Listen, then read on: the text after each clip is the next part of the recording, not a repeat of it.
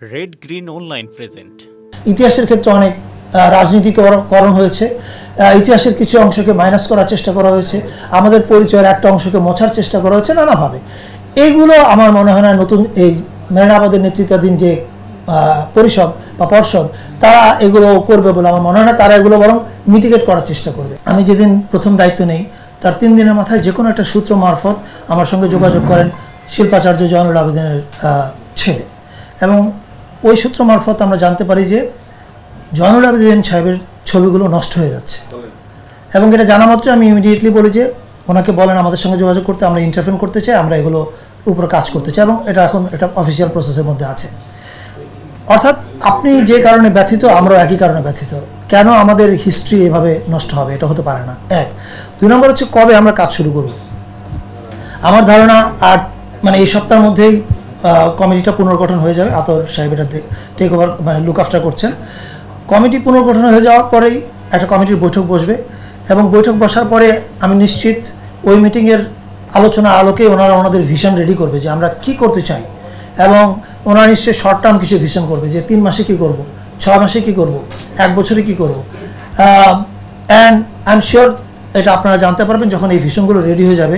তখন আপনারা জানতে পারবেন যে আসলে ক্লিয়ার মানুষের কাছে পরিষ্কার থাকবে যে 3 মাসে এটা হচ্ছে, 6 মাসে এটা হবে, 1 বছরে এটা হবে। এই সময়টা কি জাদুঘর প্রদর্শনীর জন্য খোলা থাকবে নাকি বন্ধ থাকবে? না, প্রদর্শনী চলছে এখন, যেভাবে খোলা আছে খোলা থাকবে। এখন ধরেন কথার কথা কোনো একটা জায়গাতে ওনাদের সংস্কারের কোনো একটা কাজ করতে হবে, হয়তো ওই কর্নারটা, এটা আমরা এখন জানি না, এটা ওনারা ভীষণ রেডি করলে পরে বুঝতে পারবো যে এরকম কিছু ঘটবে কিনা। যদি ঘটে তাহলে হয়তো ওই কর্নারটা বন্ধ থাকবে, কিন্তু তার জন্য জাদুঘর বন্ধ হয়ে যাবে না। জি,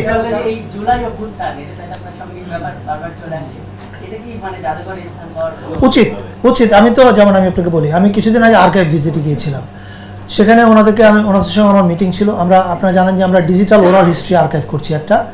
আমাদের লক্ষ্য হচ্ছে লাখের অধিক মানুষের টেস্টিমনি নেওয়া, ক্যামেরায় বলবেন তার যে স্বজন হারিয়েছে, কিভাবে সে মারা গেছে, কারা তাকে গুলি করেছে, আর যিনি আন্দোলনে যোগ দিয়েছিলেন তার সাহসের গল্প উনি বলবেন। এই গল্পগুলো আমরা একটা আর্কাইভে মানে রাখবো।